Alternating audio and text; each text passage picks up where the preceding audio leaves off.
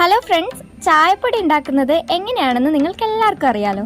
പക്ഷെ ബ്രിട്ടീഷ് കാലത്തെ തേയില നിർമ്മാണം ഇപ്പോഴും പിന്തുടരുന്ന ഒരു ഫാക്ടറി ഉണ്ട് വയനാട്ടിൽ. എവിടെയെന്നല്ലേ?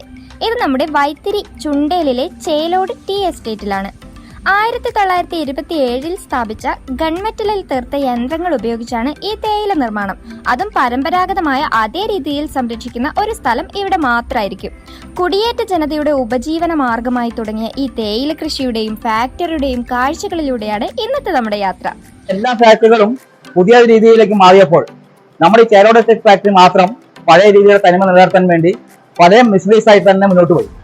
അന്ന് ബ്രിട്ടീഷുകാർ ഇറക്കിക്കൊടുത്ത മിഷനറീസ് തന്നെയാണ് ഇന്നും ഈ ബ്രിട്ടാനിയ, ഈ മാർഷലൽ, ബ്രിട്ടാനിയ റോളൈസ് ആയത്. അതുകൊണ്ടാണ് നമ്മുടെ പുതിയ തനിമ, പഴയ തനിമ ഇപ്പോഴും നിലനിന്ന് പോകുന്നത്. അതുകൊണ്ടാണ് ആദ്യമായിട്ട് നമ്മൾ ഫസ്റ്റ് സ്റ്റേജ് ഡീപ്പ് വെതറിംഗ് ആണ്. ആ 52% വെതറിംഗ് കറക്റ്റ് ചെയ്തുകൊണ്ട് മാത്രം നമുക്ക് തേയിലയുടെ ഗുണമേന്മ ശരിയാക്കാൻ പറ്റുള്ളൂ. ആ വെതറിംഗ് അവിടെ 18 മണിക്കൂർ മുതൽ 20 മണിക്കൂർ വരെ വെതറിംഗ് കറക്റ്റ് ചെയ്തുകൊണ്ട് നമ്മൾ നേരെ അത് പിറ്റേ ദിവസം രാവിലെ നേരെ റോളിംഗ് റൂമിലേക്ക് വരുന്നു.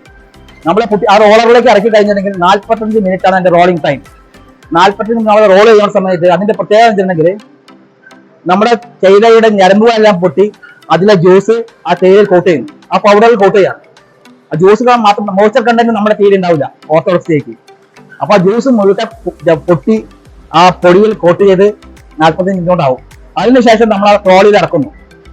ഇറക്കിയിട്ട് നേരെ ബീൻ സിപ്പിലേക്ക് പോവാണ്. അതിൽ ചരിച്ചു വരുന്ന താഴെ വരുന്ന പൊടി നേരെ ഫെർമെന്റേഷൻ ഏരിയയിലേക്ക് പോകും. ഫെർമെന്റേഷൻ എന്ന് ഉദ്ദേശിക്കുന്നത് ഒരു ഓക്സിഡേഷൻ നടക്കാണ് ചായപ്പൊടിയുടെ. അതായത് ചായപ്പൊടി ഫെർമെന്റേഷൻ ഇട്ട് കഴിഞ്ഞിട്ടുണ്ടെങ്കിൽ അന്തരീക്ഷത്തിനുള്ള ഓക്സിജൻ വലിച്ചെടുത്ത് കാർബൺ ഡയോക്സൈഡിന് പുറത്തു വിടും. അപ്പൊ അവിടെ ഒരു ഓക്സിഡേഷൻ നടക്കാണ്. അങ്ങനെ ഓക്സിഡേഷൻ നടന്നതിന് ശേഷം ചായപ്പൊടിക്ക് റെഡിഷ് ബ്രൗൺ കളർ വരും. ആ കളർ വന്നതിന് ശേഷം മാത്രം നമ്മൾ ഡ്രയറിലേക്ക് വറക്കാൻ എടുക്കാൻ പാടുള്ളൂ. എങ്കിൽ മാത്രമേ ചായപ്പൊടിക്ക് ഓയിലി ബ്ലാക്ക് കിട്ടുള്ളൂ. അല്ലെങ്കിൽ സാധാരണ ചിലപ്പോൾ നമ്മുടെ കരിപ്പൊടി പോലെ ഉണ്ടാവും. ആ ഓയിലി ബ്ലാക്ക് കിട്ടണമെങ്കിൽ ആ ഫെർമെന്റേഷൻ കറക്റ്റ് ആയിരിക്കണം. അതിനുശേഷം നമ്മൾ നേരെ ഒരു ഫൈബ്രോമാറ്റ് മെഷീൻ എടുക്കും. ഫൈബ്രോമാറ്റ് മെഷീൻ എന്ന് വെച്ചിട്ടുണ്ടെങ്കിൽ അതൊരു ഇലക്ട്രിക് മാഗ്നറ്റ് ആണത്. അതിൽ നമ്മുടെ ഫൈബർ, അത് 60% ഫൈബറും അതിൽ റിമൂവ് ചെയ്യും. ബാക്കി വരുന്നത് നേരെ ഗ്രൈഡിംഗ് സെക്ഷനിലേക്ക് വരും. ഈ ബൾക്ക് ടീയിൽ ഒരു 15 ഗ്രേഡുകൾ ഉണ്ടാവും, ഇൻക്ലൂഡിംഗ് ടീ വേസ്റ്റ്. ഗ്രേഡിംഗ് സെക്ഷനിൽ ചെന്ന ശേഷം അത് ഗ്രേഡ് തിരിച്ചതിന് ശേഷം ഓരോ ടീ ആയിട്ട് മാറും. TFPOP, FPOP, TGBOP, GBOP, DOPF, സ്പാനീസ്, DOP dust, OCD, അങ്ങനെ വിവിധങ്ങളായ ഗ്രേഡുകളായിട്ട് അതിൽ മാറാണ്. അതിനുശേഷം നമ്മൾ വീണ്ടും ഒരു ഫൈബ്രോമാറ്റ് മെഷീനിലേക്ക് ഇടാണ്. ഫൈനൽ സ്റ്റേജ് ആണ്. ബാക്കിയുള്ള ഫൈബറും കൂടി അതിൽ റിമൂവ് ചെയ്തെടുക്കും. അതിനുശേഷം നമ്മൾ പാക്ക് ചെയ്ത് കൊച്ചിയിലേക്ക് അയക്കുന്നു. ഓപ്ഷൻ നമ്മുടെ ബയേഴ്സിന് അവിടെ ഉണ്ടാവും. ആഴ്ചയിൽ നമ്മൾ 6000 കിലോ 5000 കിലോ അയച്ച് അവിടെ ബയേഴ്സ് അവിടെ ലോഡ് ചെയ്യും. അത് നമ്മൾ ലീഫ്റ്റേഡ് അധികം പോകണം യൂറോപ്യൻ കൺട്രീസിലേക്കാണ്. Russia, Kazakhstan, Iran, Iraq. ബാക്കിയുള്ള നമ്മുടെ ഡസ്റ്റ് ഗ്രേഡുകൾ അധികം വരുന്നത് നമ്മുടെ ഇവിടെ തന്നെ കേരളത്തിലെ ഓപ്ഷനിൽ പോകും. നമ്മൾ കോസ്റ്റ് ഓഫ് പ്രൊഡക്ഷൻ നമുക്ക് വളരെ കൂടുതലാണ്. മറ്റു ഫാക്ടറികളിലെ ചായപ്പൊടിക്ക് ചെലവ് കുറഞ്ഞാലും അവർക്ക് കോസ്റ്റ് ഓഫ് പ്രൊഡക്ഷൻ കറക്റ്റ് ആയിരിക്കും. നമുക്ക് ഒരു കിലോ ചായപ്പൊടിക്ക് ഏകദേശം 160-165 രൂപ കോസ്റ്റ് ഓഫ് പ്രൊഡക്ഷൻ വരുന്നുണ്ട്.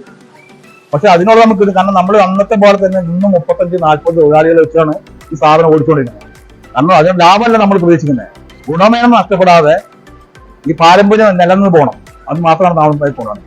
അപ്പൊ ഇതൊക്കെ കാണണമെന്ന് ആഗ്രഹിക്കുന്നവർക്ക് ഇവിടെ എത്താം. മറക്കണ്ട, ചുണ്ടേലിലെ ചേലോട് ടീ എസ്റ്റേറ്റിൽ തന്നെ.